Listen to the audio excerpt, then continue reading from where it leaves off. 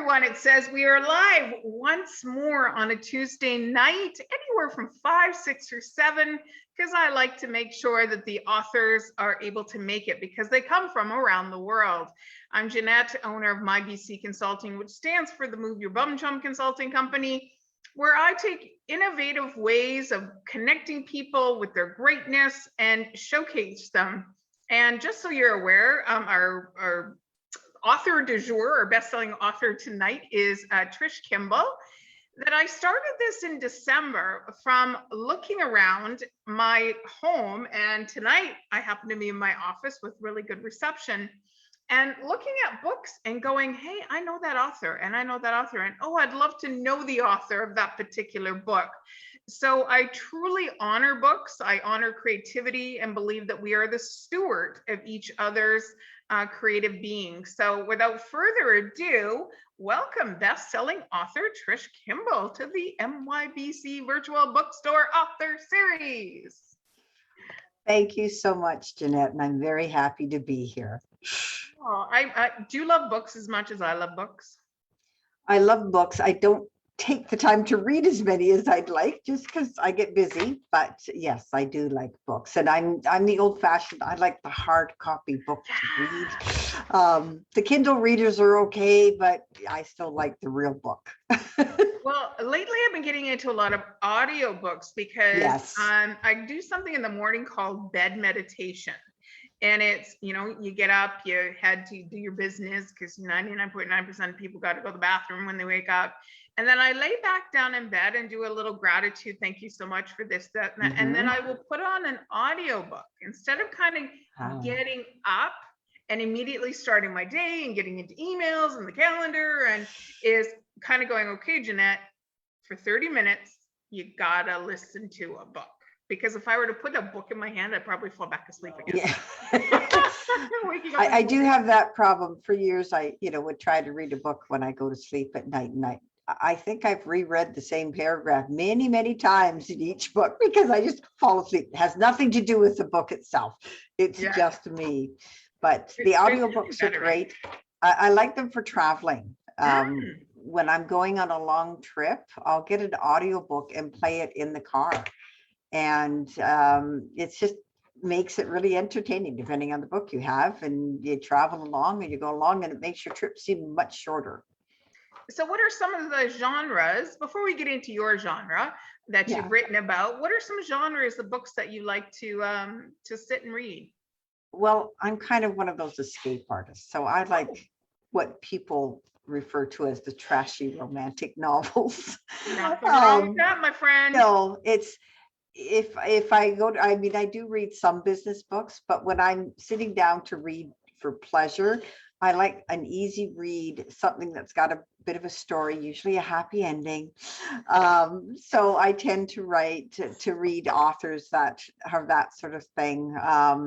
And yeah, I will pick up other ones. I think I have almost a whole collection of Chicken Soup for the Soul about 10 years ago. I probably don't have it now because there's been many more, but those books are very dear to my heart because when I was going through a really rough time and was having a hard time expressing my emotions and working through it, I turned to Chicken Soup for the Soul books. And what they did is either made me laugh or cry or just enjoy it. And through those, I actually healed from the situation I was going through. So they all should come with a caveat and or a collaboration with like Johnson & Johnson or whoever makes tissues these days. Yes. My phone, make that go away. Kleenex brand or something, going a coupon in the back before you sit down to this before book. You sit down to that. Get a free box of Kleenex or something like that. They're so good. Well,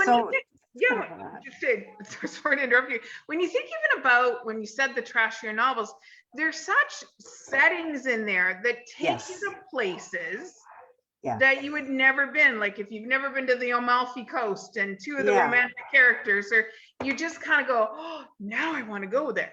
Yeah, it's one of those things, like I said, it's kind of an escape thing. So typically in those, the character buildup of the whole description of the character is very in depth. The whole description of where they are, the location or the house. And it's the type that you really can just imagine yourself being there. The ones I stick away from, and that's just me, I'm kind of a wimp. I'm not a horror story type person. I'm not a suspense type person. And it's the same with movies. And that's only because they get into my head. And when they get into my head, I then have nightmares for the next week. So I've learned to stay away from that sort of thing because it's just not worth it to me. They're good stories, but I stay away from that. But yeah, things that are light reading or business wise, of course, I like to read, business books on, the areas I'm involved in. And that helps. I don't do enough of that, I'm sure. But yeah, it's kind of a mixture. I don't have any one set other than, like I said, if I'm, going on vacation, I'll usually have one or two kind of trashy summer read type books. So what do you do? So you're a best-selling author. So let's say, what's your day job? What's my day job? Well, my day job was actually retirement. 2 years ago, I decided to retire from the corporate office world. I had worked in the corporate office world for a long time. We'll just leave it at that. And I decided that, I was kind of, at that age where, maybe we'll just go for that. So I decided to retire, but I know myself, I'm a bit of a workaholic. I'm not one to sit around and just twiddle my thumbs. I'm not the type of person that has a ton of hobbies either. So I decided I wanted to do something and I explored that. So I decided I wanted to be a motivational speaker because I like to speak. I did public speaking in elementary school and I kind of put that on the back burner for years until I could get to it and decided that, I wanted to talk to people. I wanted to help people work through things. So I decided I would do that. Then COVID hit. And all the speaking engagements went like that for a short time. They are coming back. So I turned to the other side of my expertise, which is administration, because I've been in administration for so long. I became a virtual assistant. Oh, you know what? I love and adore when virtual assistants, boy, whew, they're so valuable to business. Well, and that's why I love it so much. I have different types of clients, so I'm not doing the same thing for every client, so it keeps it interesting. And even what they do, each client administratively is different. So I learn, they learn, and I'm able to help them out. I'm able to take off their plate what's either taking them too much time to do or something they don't like to do or don't know how to do. And it leaves them to be able to focus on their side of the business that makes them successful. And I could stay in the background and do all of those other things for them. So that's kind of my day job these days. And I'm also a teacher. I do teaching of basic computer skills in Microsoft Office. So it's kind of a day job and an evening job and a weekend job, depending on what's going on. So, that's why I think there's 24 hours in a day because we get to spend them however we want to. And I know we'll give a shout out to Strive Learning Institute. We are both teachers through that particular institute. We're so grateful for Charlene, and each of us wear different hats. I teach customer service and just going to be teaching some social media skills next week and then a week after. So we all have something to teach, to learn through a book. And through processes as well. And this is why it's so important that we connect with each other because you know what, maybe somebody will want to write a book with you, or maybe they'll want a VA, or maybe they want you to teach. And that's the beautiful part of opportunity.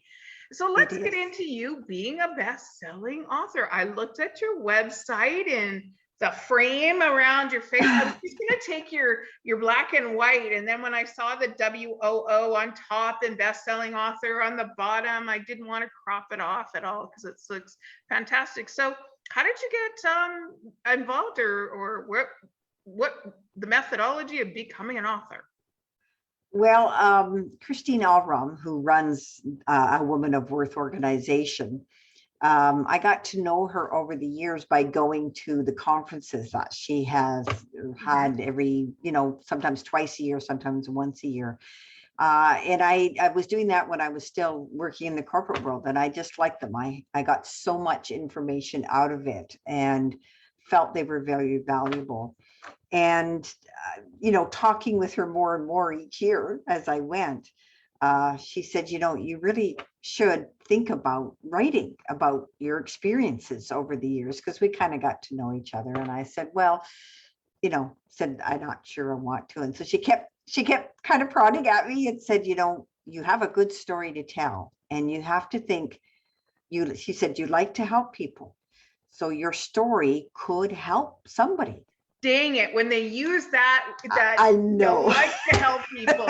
and it's like, well, no. And just of course, what a great sales line. It is. You like to help people, so write your story to help people. So every time she was kind of planning a book, she's actually just launching her 10th book now, in her series, a Woman of Worth book series. And each of those books focus on something just a little bit different, but it's all about women and how we help each other and what we do that has made a difference in our life, in the idea that maybe it can help somebody else make a difference in their life.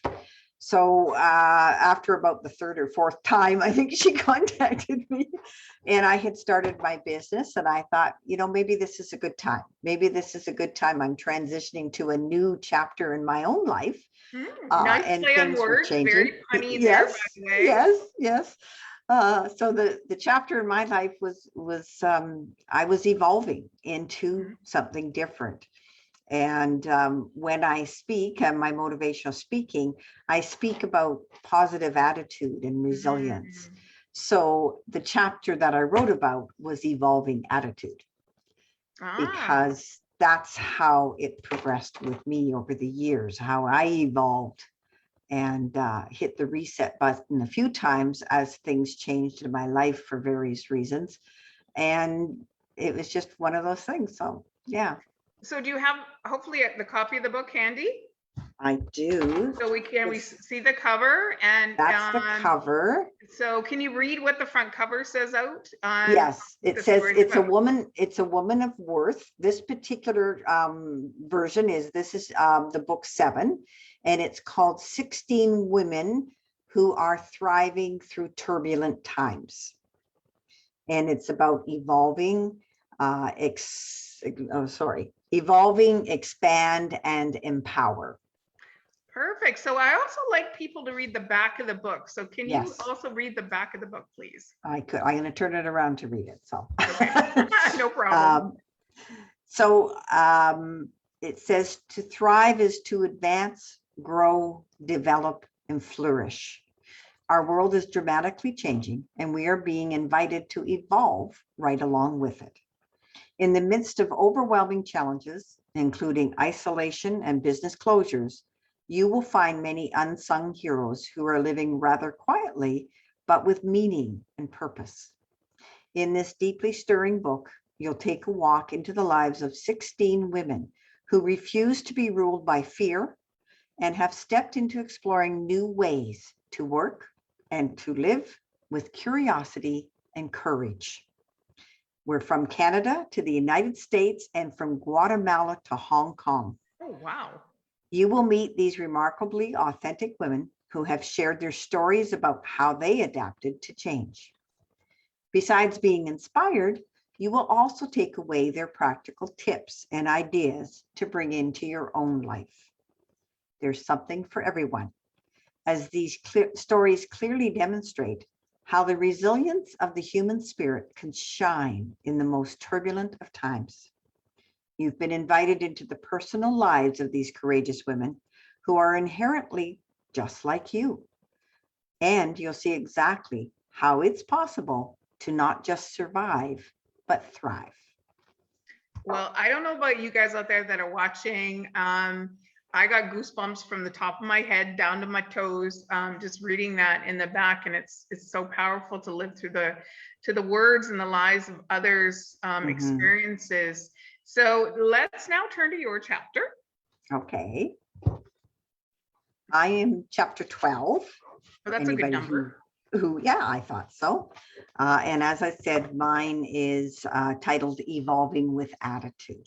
Okay, so before I get you to read maybe the first couple of 3 paragraphs, as I like to do.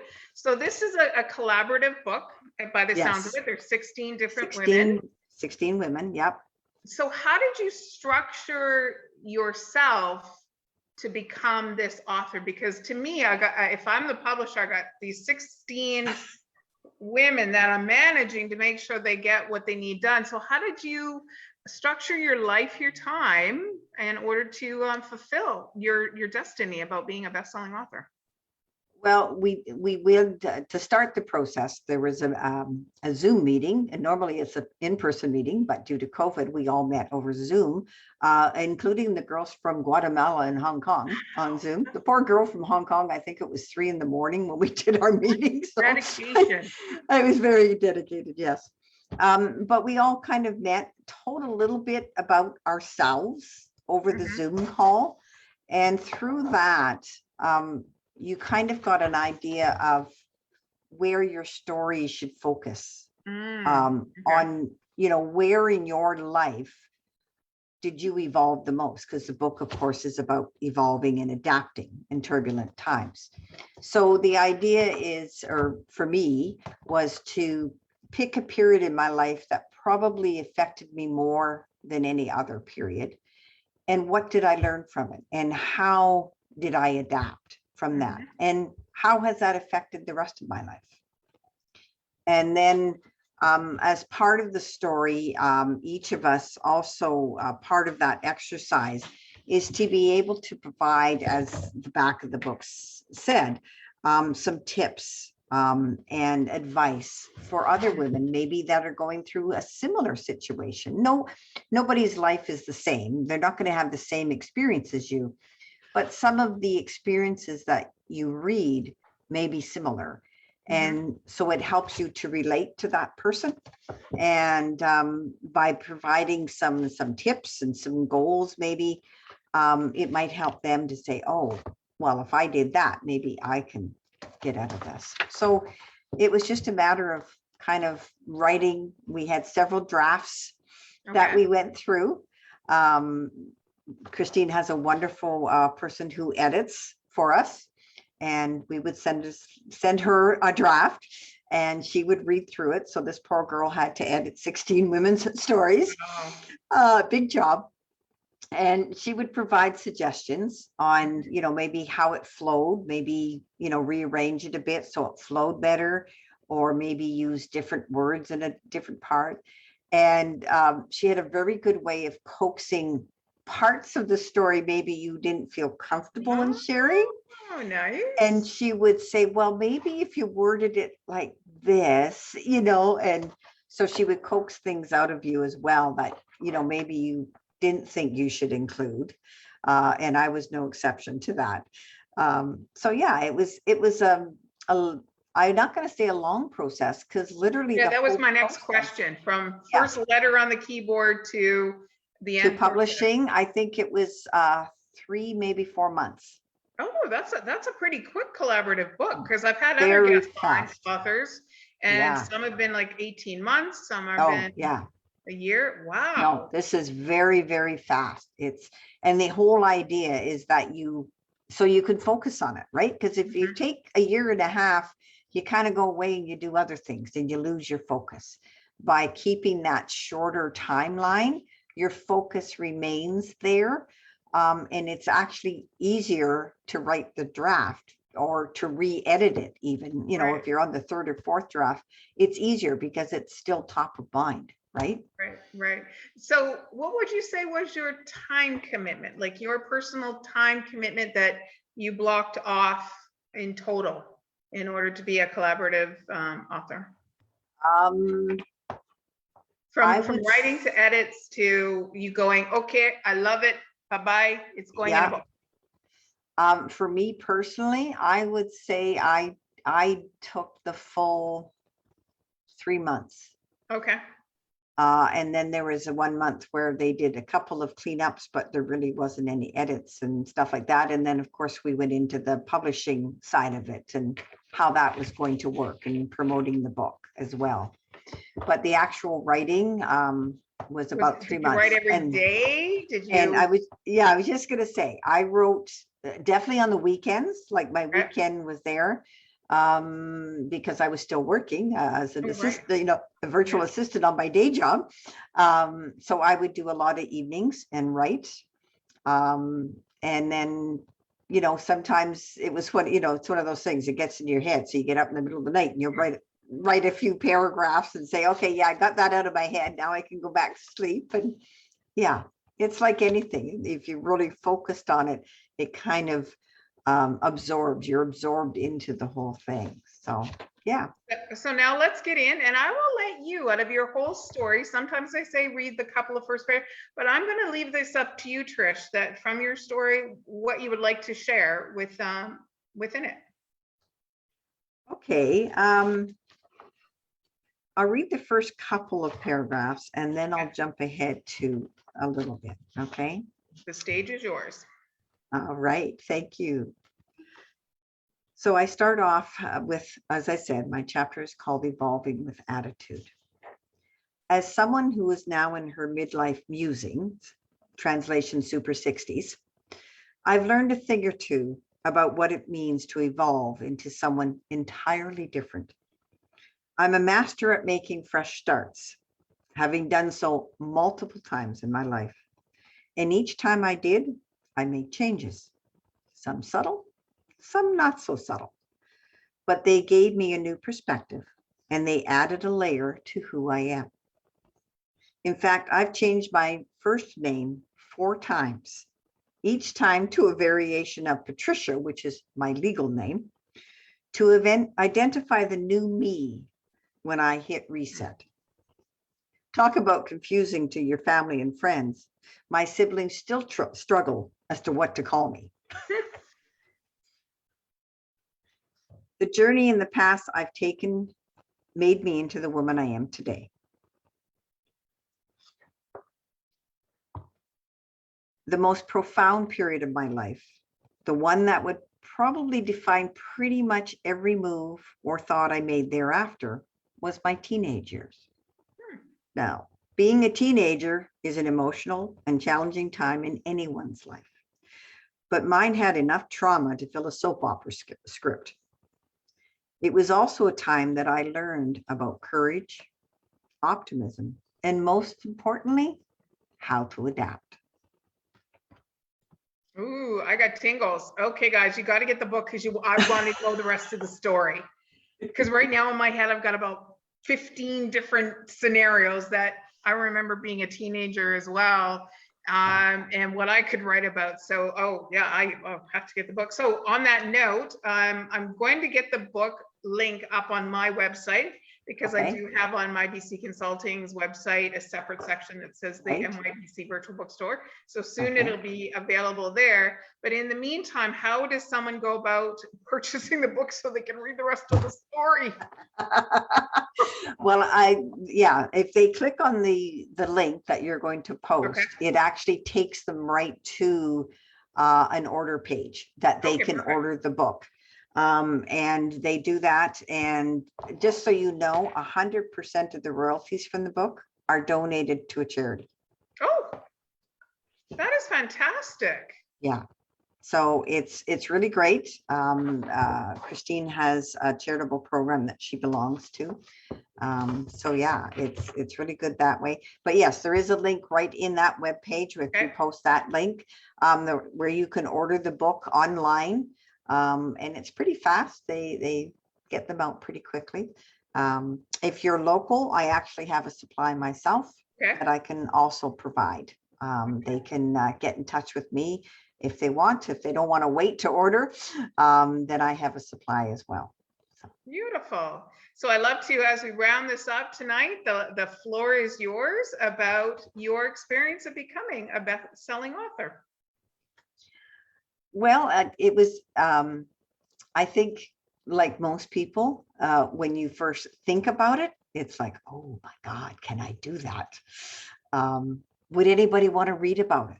Especially if you're writing your own story. This isn't a fictional story. This is the story of you. So it's like, yeah, who's going to want to read that? You know, I'm not some famous movie star or that. So I think once you get over that fear, that somebody out there will want it. And these collaborative books that Christina's done are similar in nature to what I said, the Chicken Soup for the Soul. We all know those. Those are shorter stories. These are slightly longer, but it's the same idea. It's based on a theme and you read it. And so it's a short read. It's a quick read. And I liked that about it. So from an author point of view, I didn't have to write a whole novel.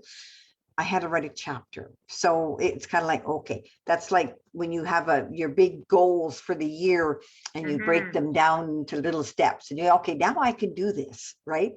It was the same thing when it was, well, okay, I'm just writing a chapter. Yeah, I can handle that. I can do that.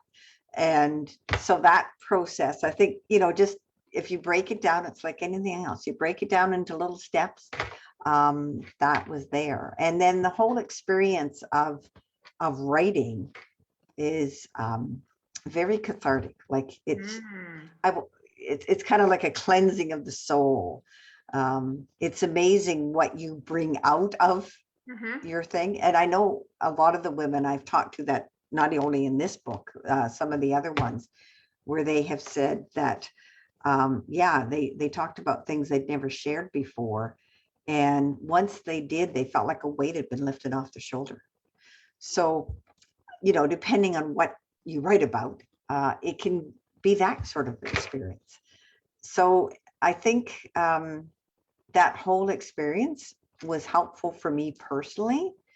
And I truly hope that my story will help somebody that maybe had a similar experience in their lives, or as I had said, mine focuses on my teenage years. So we all have stories from that time.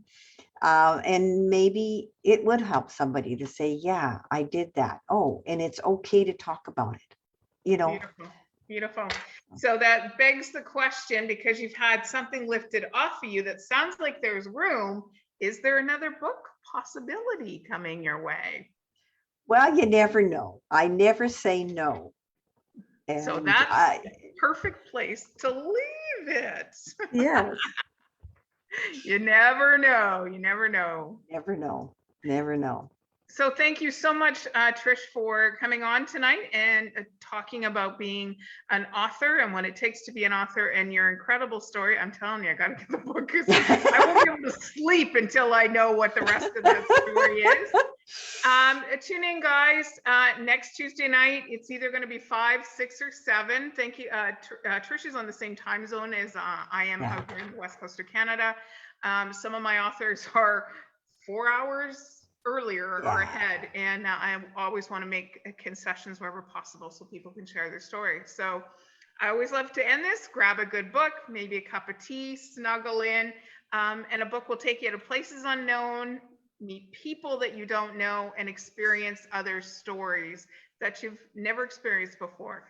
So thank you so much for joining me for another episode of the MYBC Virtual Bookstore Author Series with my special guest, best-selling author, Trish Kimball.